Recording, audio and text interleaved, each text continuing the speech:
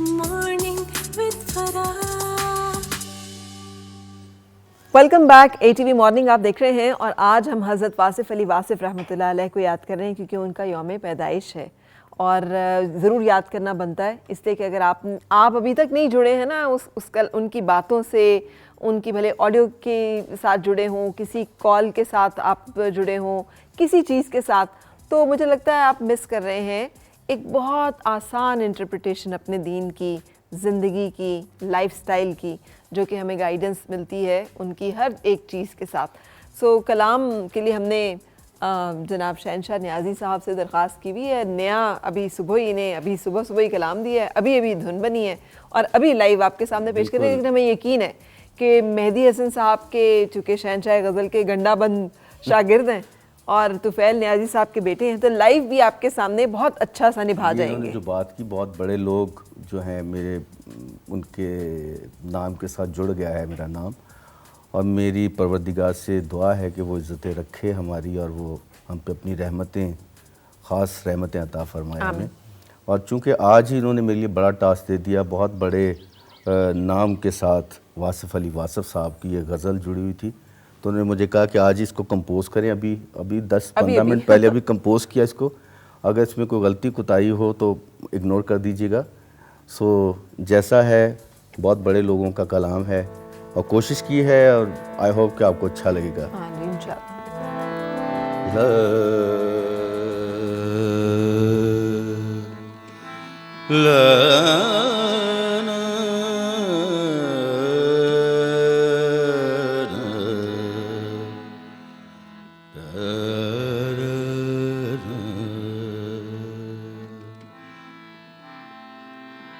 न आया हूँ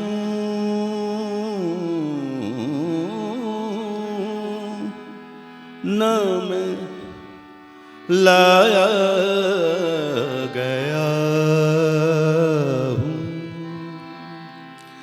न आया हूँ न मैं लाया गया हूँ, न आया लाया गया हूँ। मैं हर्फ़े कुन हूँ, फरमाया गया हूँ, न लाया हूँ न मैं लाया गया हूँ, न आया हूँ न मैं लाया गया हूँ। मैं हर्फ़े कुन हूँ, फरमाया गया हूँ, न आया हूँ न मैं लाया गया हूँ।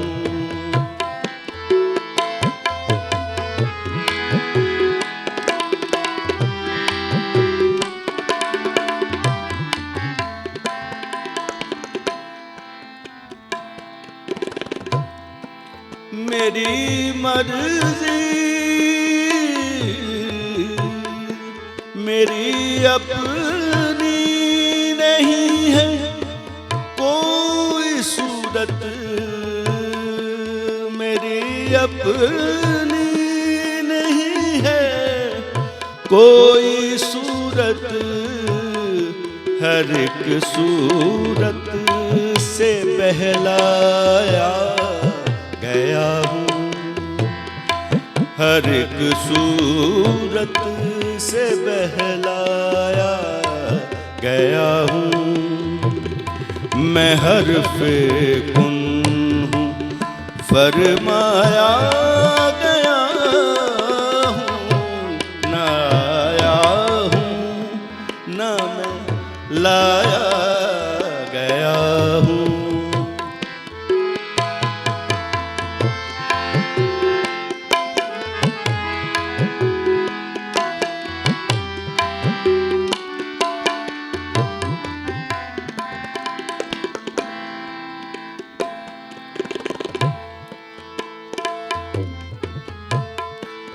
बहुत बदले मेरे अंदाज लेकिन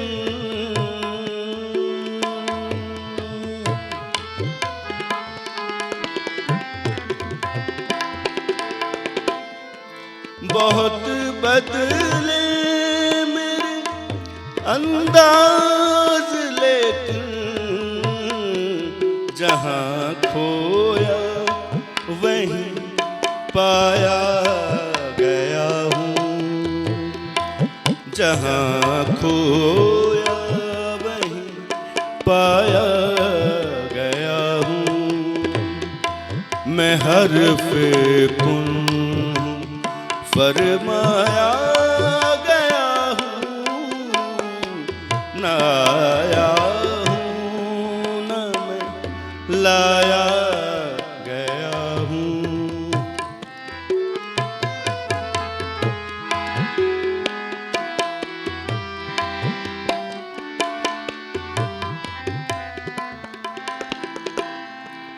वजूदे गैर हूँ कैसे गवारा, वजूदे गैर हूँ कैसे गवारा, वजूदे गैर हूँ कैसे गवारा, तेरी राहों में बेसाया गया हूँ, तेरी राहों में बेसाया गया हूँ। मैं हर्फ़े कुन फरमाया गया हूँ, न आया हूँ न मैं लाया गया हूँ।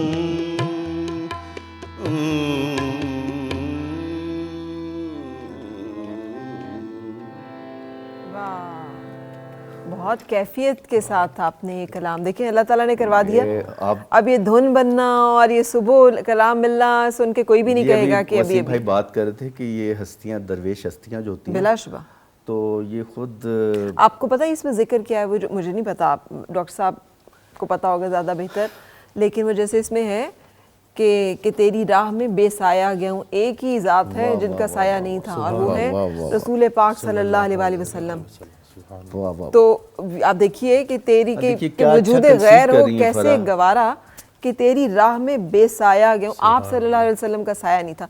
सो जिक्र देखे ना किन हस्तियों का, किस अंदाज में। भाई आप क्या कहते हैं, इस तरह से कंसीव करना भी कम नसीब होता है कि नहीं? बिल्कुल, ये एक उनकी किताब थी ना जो ज़्यादा मकबूल नहीं हुई, तो उनके पास लोग आए और कहा कि ये किताब ज़रा ज़्यादा मकबूल नहीं हुई, तो मुस्कुरा के जवाब दिया कि सबके लिए थी भी नहीं। हाय हाय हाय। तो ये भी बड़ी अल्हम्दुलिल्लाह खुश नसीबी है कि बात समझ आ रही है, बात समझ सबके लिए होती भी नहीं और है। क्या अच्छी, देखिए क्या अच्छी तरह से उसको आपने समझा और फिर बयान किया। हाँ। और ये बड़ी बात होती है। मुझे ये उम्मीद नहीं थी ऑनेस्टली कि मैं ये गज़ल आज ही बना के अभी 10 मिनट पहले मैं बना के ये डाल अक्सर कहती हूँ कि और बिफोर शो फराज जी कह रही थी कि आप कर लोगे, ये सब हो और फिर जाए। मेरा हम जब दुनिया में आते हैं तो कितना रोते तड़पते बेकरार आते हैं ना, हमें खौफ उस वक्त मुझे ही पता तो नहीं, लेकिन मुझे लगता है यही डर होता होगा कि कैसे होगा, हमें भेज तो दिया है यहाँ पे, अब ये मरहला सर कैसे होगा, वो रोना उसी का होता है ना। लेकिन आप देखिए जब जा रहे होते हैं तो फिर भी रो रहे होते हैं कि हमारा जाने को, तो ये अल्लाह पाक हमसे करवा लेता है जो उसने चलिए जी, करवाना होता अपने सब सुनने वालों से मैं सिर्फ ये कहूँगा कि अगर इसमें आपको कोई गलती कोताही लगे तो उसको इग्नोर कीजिएगा, चूँकि बहुत बड़े हस्ती का कलाम था और एकदम से कंपोज करके गाना, तो ये बड़े करम की बात है। थैंक गॉड रब्बुल आलमीन, तेरा शुक्र है कि वो निभा दिया। हाँ, ये आप लाइव चुके सुन रहे हैं ना, और ये फॉरेन वाली कॉम्पोजिशंस हैं। अच्छा, मुझे बहुत तजस्सुस है और मुझे ना हमेशा बाद में पता चलता है, मुझे वो मुनीर नियाज़ी साहब की वो याद आ जाती है, हमेशा देर कर देता हूँ, बहुत बाद में पता चलता है कि ये इतनी बड़ी शख्सियत थी यहाँ पे और वो चले गए होते हैं। तो वो एक होता है ना किसी के साथ मिलना और मिल के उससे आपको वो होना, तो मिस करती हूँ मैं उस एक फील को। जाने वालों की सबसे राज की बात ये होती है कि वो कहीं नहीं जाते। हाँ। मुर्दा वो है जो दिल से उतर गया। हाँ। जो दिल में आ गया वो तो जिंदा है जी। हाँ जी, अल्हम्दुलिल्लाह। और मेरी भी कोशिश होती है कि मैं मिलूं ऐसे लोगों से जो उनसे मिले थे। हाँ। तो एक किसी तरह से मेरे बल्कि क्लिनिक पे ही एक साहब आए, तो उन्होंने वो पिक्चर देखी हज़रत वासिफ़ अली वासिफ़ रहमतुल्लाह अलैह की, फ्रेम देखा तो कहा कि इनसे मेरी 2 दफ़ा मुलाकात हो चुकी है। जब मैं सेकंड टाइम मिला ना, तो वो मुझे देख के कहते हैं कि तुमसे तो पहले मुलाकात हो चुकी है ना। तो मैं हैरान रह गया कि इनका हाफजा कितना अच्छा है। और फिर पूछा कि लड़के कितनी उम्र है तुम्हारी, कितनी उम्र है? तो मैंने कहा 23 साल। कहते हो ये तो गुजार चुके हो, रह कितनी गई है? तो कहते हैं वो तो चले गए, और इस एंगल से कभी भी मैंने नहीं था सोचा। और उसके बाद मैं पूरी ज़िंदगी अल्लाह वालों में ही बैठा रह गया, क्योंकि वो एक दफ़ा जब वो किसी ने पूछा ना कि क्या निगाह मर्द मोमिन से बदल जाती हैं तकदीरें, तो हज़रत वासिफ़ अली वासिफ़ रहमतुल्लाह ने जवाब दिया कि निगाह मर्द मोमिन ही तकदीर है। वाह वाह वाह वाह। तो ये बड़े लोग हैं जी, इनका तो क्या बात है। रसूल पाक सल्लल्लाहु अलैहि वसल्लम की हदीस मुबारक भी है ना, मोमिन की फरासत से डरो कि वो अल्लाह के नूर से देखता है, कि उसको वो देखता है जो उसे रब दिखाता है। अच्छा कमर साहब जी, कॉर्पोरेट वर्ल्ड, जितनी मुझे नफरत इस कॉर्पोरेट वर्ल्ड से है ना, लेकिन क्या करें, हम इस दौर में जिंदा है और हमारी आने वाली नस्लों ने इसी दौर में जीना है। तो ये जो अब देखें कि इसकी जो बंदिशें हैं वो बहुत इंसानी जो रूह के लिए ये कैद है, ये बहुत बुरी तरह से कैद है। सो इसमें हमें क्या रहनुमाई मिलती है, और आप हज़रत वासिफ़ अली वासिफ़ को कैसे कॉर्पोरेट दुनिया के असूलों के साथ जोड़ते हैं और कैसे फिर आसान करते हैं? जी फ़रा, आपने बहुत ज़बरदस्त क्वेश्चन पूछा है। इनफैक्ट अभी शो स्टार्ट होने से पहले भी डॉक्टर वसीम से यही जिक्र हो रहा था कि मैंने अपनी ज़िंदगी का ना काफ़ी हिस्सा जो हमारे वेस्टर्न ऑथर्स हैं ना, मैंने उनको पढ़ने में लगाया। उनकी बुक्स जैसे एंथनी रॉबिन्स हो गए, डॉक्टर स्टीवन कोवे हो गए, जितने भी हमारे वेस्टर्न हालांकि वो कुरान की एक बात को लेके शुरू हाँ, पूरी किताब लिखी पूरी किताब लिख देते हैं, वो लिखी हुई बिगिन विद एंड। जी जी, और हमारा किताब शुरू होती है कि आखिरत आखिरत उसको सोच के चलो, बस उसको जहन में रख के चलो, begin with the and in mind. बिल्कुल। और वो उसके ऊपर अब किताब लिख रहे हैं। और फिर जब मैंने वेस्टर्न ऑथर्स को देखा, इवन जो वेस्टर्न स्पिरिचुअलिटी है उसको भी मैंने काफ़ी पहले स्टडी किया। दीपक चोपड़ा हो गए, एकार्ट टोले हो गए। सो फिर जब मैं वासिफ़ साहब की तरफ आया ना, और जब मैंने इनको स्टडी करना शुरू किया, तो मैंने देखा कि जिन वेस्टर्न ऑथर्स ने पूरी किताबें एक सब्जेक्ट के ऊपर लिखी हैं, फॉर एग्जांपल एक कॉन्सेप्ट है कंसिस्टेंसी, इस्तकामत, कि इस्तकामत जो है उसका कामयाबी में कितना बड़ा रोल होता है, तो उसके ऊपर पूरी किताबें हैं। तो वासिफ़ साहब ने एक ही जुमले में उसको समअप कर दिया, जो आपने शुरू में बताया, इस्तकामत में ही करामत है। तो इस तरह समंदर को कूजे में बंद करते हैं वासिफ़ साहब, चाहे रूहानियत की बात हो, चाहे हमारी ज़िंदगी के रोज़मर्रा की वो बात हो। मैं वासिफ़ साहब को मैं वही फिर के मैं तो उनको समझती हूँ कि वो जो कुरान का वो जो कुरान की कॉल है ना, कि हमने समझने के लिए आसान कर दिया है कोई जो इसे समझे। तो जो है कोई की जो कॉल है ना, वो वासिफ़ अली वासिफ़ साहब ने इस सदी में अदा की है, कि उसको ही हैज़, चूँकि इस दौर के इंसान थे, तो इस दौर की लफ्ज़ों के साथ और इसकी मुश्किलात के साथ उन्होंने जोड़ के उस पैगाम को हमारे लिए डूएबल, प्रैक्टिकल कर दिया, जो अनफॉर्चुनेटली हमारे जो मुल्ला कह लें या हमारे जो उलमाए कराम हैं, वो उस तरह से हमें नहीं समझा सके, जिस तरह से इन्होंने मज़हब को एवरीडे लाइफस्टाइल बना दिया, दीन को लाइफस्टाइल बना दिया। बिल्कुल ऐसा ही है, बिल्कुल। तो अब मुझे बताइए कि कॉर्पोरेट लाइफ में या कॉर्पोरेट उसमें ज़िंदगी में, या बच्चों जिन्होंने कामयाबी की दौड़ में दौड़ना है और उन्हें लगता है कि ये तो बाबों का काम है, रिटायर्ड होने के बाद ये थोड़ा जो टाइम मिलेगा उसमें हम अल्लाह भी मना लेंगे, दुनिया भी कमा लेंगे, आखिरत को भी ले लेंगे, हासिल कर लेंगे। बिल्कुल ऐसे अभी तो हमारी ज़िंदगी को जीने का टाइम है। जी, मेरा जब से तारुफ हुआ ना वासिफ़ साहब के साथ, तो मैं अपनी हर ट्रेनिंग में ना वासिफ़ साहब का कोई ना कोई मैं जिक्र जब भी मैं छेड़ता हूँ या कोई मैं उनका कॉल कहता हूँ, तो लोग एक दफ़ा थोड़े से ना हिल जाते हैं, ज़रा शॉक हो जाते हैं कि ये क्या कॉन्सेप्ट हमारे साथ शेयर कर दिया हुआ है। और वो इसी तरह छोटे छोटे जो वासिफ़ साहब के कॉल हैं वो इतने माने खेज हैं, इतने पावरफुल हैं। कौन से हैं जो कॉर्पोरेट उसमें जब आप ट्रेनिंग में होते हैं? जी, तो अभी एक बुक मैं रिकमेंड करूंगा सारे ऑडियंस को, किरण सूरज।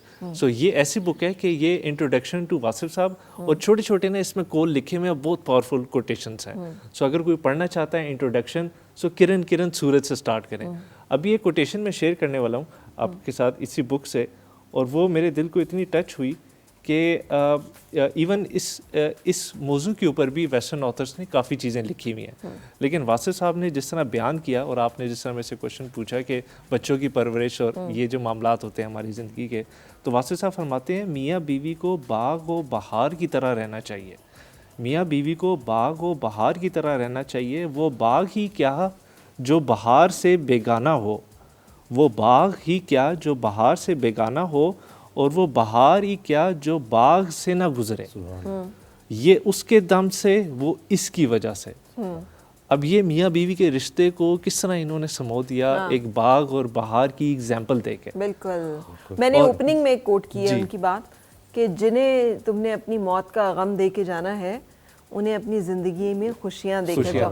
इससे बड़ा कि मौत का गम हमारा किसको होगा, किसी को नहीं। मैं उस दिन जिक्र कर रही थी, आप कब्रिस्तान में चले जाएं जी, अपने ही आएंगे आपके, कोई नहीं आता उस वक्त, आप कोई हाथ नहीं उठाता आपके लिए, किसी को याद ही नहीं आते आप, आज मरे कल दूसरा दिन। बिल्कुल। सो जो ये जो एक जो फैमिली लाइफ और कराबतदारी और जो अल्लाह ताला ने हक बांधे हुए हैं ना, उसका इससे बड़ा एम्फेसिस और कोई नहीं है कि दुख उन्हीं को होता है जो जो जो दिल से हमसे जुड़े होते हैं। और हम क्या करते हैं, हम अपनी ज़िंदगी का कीमती वक्त उन लोगों के साथ गुजार देते हैं जिन्हें हमारी ना परवाह होती है ना ज़रूरत होती है, ना उन्होंने हमसे कभी जुड़ना होता है ना। जो एक और कोटेशन है वो है, वासु साहब फरमाते हैं, हम एक दूसरे का गम है जो कि एक दूसरे की खुशी बन के बैठे हुए।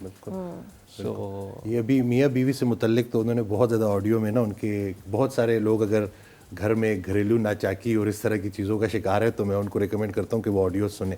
जैसे भी इन्होंने मियाँ बीवी से रिलेटेड एक बात की तो हज़रत वासिफ़ अली वासिफ़ रहमतुल्लाह इरशाद फरमाते हैं कि अपने हाथों की लकीरों को ना देखो, उसकी हाथों की लकीरों को देखो जिसका हाथ तुम्हारे हाथ में। तुम अकेले जो है ना, यानी कि झगड़ा दो बंदों का नाम है, सुलह एक बंदे का नाम है। और उसका जो फार्मूला दे दिया है ना हज़रत वासिफ़ अली वासिफ़ रहमतुल्लाह अलैह ने कि घर में डिसिप्लिन को नाफिज नहीं करना, मोहब्बत को नाफिज करना है। और ये बात अगर हमें समझ लग जाए ना कि हमने दरगुजर करना है, छोटी सी जिंदगी है, जिंदगी थोड़ी रह गई है, गिले बढ़ते जा रहे हैं, मखलूक का गिला खालिक से, खालिक का गिला मखलूक से। तो बस इन्हीं गिलो शिकवों को, और इसका कोई एंड नहीं है। ये बेसुकूनी बढ़ेगी, परेशानी बढ़ेगी। अगर अपना घर ही सुकून का बायस नहीं है तो ये इस्तग़फ़ार का मुकाम है। बिल्कुल। तो लोगों को समझना पड़ेगा कि मकान तरक्की याफ्ता नहीं होते, मकीन तरक्की याफ्ता होते हैं। ये हज़रत का बड़ा प्यारा फिक्र है। तो इसके ऊपर तो जितनी बात की जाए कम है। एंग्जाइटी के पेशेंट्स आते हैं, उनका जो शायरी है उसमें वो एक उनका है कि दूर तक बेमायगी का सिलसिला महसूस कर, अपने जामे से निकलने की सज़ा महसूस कर, सौंप दे तारीख़ को गुजरा हुआ हर हादसा, है तुझे दरपेश अब जो मरहला महसूस कर। आधे से ज़्यादा लोग तो माजी को रिलीव करना चाहते हैं, ऐसा हो जाता तो वैसा हो जाता। यानी कि वही जो बात है ना कि खुश नसीब वो है जो अपने नसीब पर खुश है। जितना हम अल्लाह से राज़ी हैं उतना अल्लाह हमसे राज़ी है। बल्कि इतनी प्यारी बात उन्होंने समझाई ना कि तस्लीम और रज़ा सबसे बड़ी कुव्वत बर्दाश्त है, सबसे बड़ा अमल सब्र है, सबसे बड़ी इबादत तस्लीम और रज़ा है, और सबसे बड़ा हासिल अल्लाह का फ़ज़ल है। तो तस्लीम और रज़ा क्या है कि समझाने की उन्होंने बात की कि आप 60-70 साल ज़िंदगी गुजार के चले जाओ और उस ज़िंदगी में तकालीफ़ परेशानियाँ आएँ और फिर अल्लाह ताला आपको बोले कि मैं फिर से तुम्हें उस दुनिया में भेज रहा हूँ, बताओ कैसी ज़िंदगी चाहते हो, और आप बोलो कि वही ज़िंदगी जो आपने पहले दी थी। पहले तो सरप्राइज़ था ना, लेकिन अब अगर जानते बूझते कि मेरे अल्लाह की मर्ज़ी थी मुझे इस तकलीफ़ से गुजारना तो मैं भी राज़ी हूँ। तो बस यही, ये जो अल्लाह की मर्ज़ी है और अपनी मर्ज़ी है ना, उसमें जो फ़र्क है उसी का नाम गम है। इस फ़र्क को अगर हम मिटा दें, एक बेटा बाप की मैयत पे रो रहा, तो एक बुजुर्ग गुजरे तो पूछा, ये भी उनकी ऑडियो में ही ना वो जिक्र कर रहे थे, तो कि बहुत रो रहा, तो पूछा कि क्यों रो रहे हो, कहते हैं कि अब्बू चले गए। तो पूछा किसके पास चले गए, कहते हैं अल्लाह के पास चले गए। कहते तुमने किसके पास जाना है, कहते मैंने भी अल्लाह के पास जाना है। तो जिन्हें हम रुखसत करते हैं वही तो हमारा इस्तकबाल करेंगे। यहाँ भी हम प्यारों के साथ रहते हैं, वहाँ भी हम प्यारों के साथ रहेंगे। प्रॉब्लम ये है ना कि ये जो 60-70 साल की जो जिंदगी है ना, हमारा जो उन्वान था ना वो डिपार्चर का था, हम अराइवल को लेके बैठे हुए। तो इसको चेंज करना पड़ेगा। बिल्कुल। सो एक ब्रेक के लिए रुकेंगे और ब्रेक के बाद फिर हाजिर होते हैं। और मिलके गुनगुनाए हैं गुमशुदा जो खुशियाँ सारी वो ढूंढ लाए, आओ फिर से मुस्कुराए।